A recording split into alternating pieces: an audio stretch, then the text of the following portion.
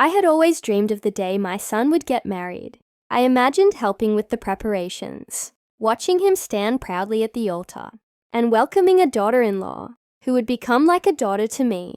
When he introduced us to Sarah, I smiled and opened my heart to her instantly.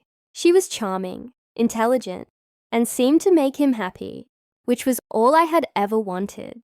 But as the wedding day approached, I started to notice small things.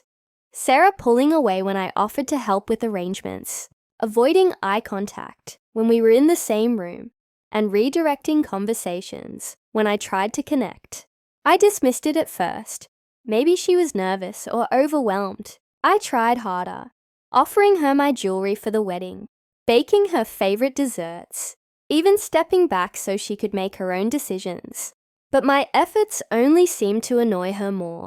Then, 2 weeks before the wedding, my son came to me with eyes full of pain. He hesitated before saying, "Mom, Sarah says the best gift for her wedding would be if you didn't attend." My heart dropped. I laughed at first, thinking it was a cruel joke, but his silence told me it wasn't. I didn't understand. What had I done that made my presence so unbearable? I cried for days, not because I was uninvited, but because I had somehow become someone who made my own son choose between his mother and his future wife. After a long night of reflection, I wrote them a letter. In it, I said I wouldn't attend the wedding, not out of anger, but out of love. I told them that sometimes love means stepping aside, even when your heart is breaking. I wished them joy, peace, and a future full of happiness. The wedding came and went. I saw photos online, my son smiling, Sarah glowing, the whole family present except me. There was an ache in my chest that wouldn't go away. But I told myself I did the right thing. Days turned into weeks, and then one afternoon, there was a knock on my door.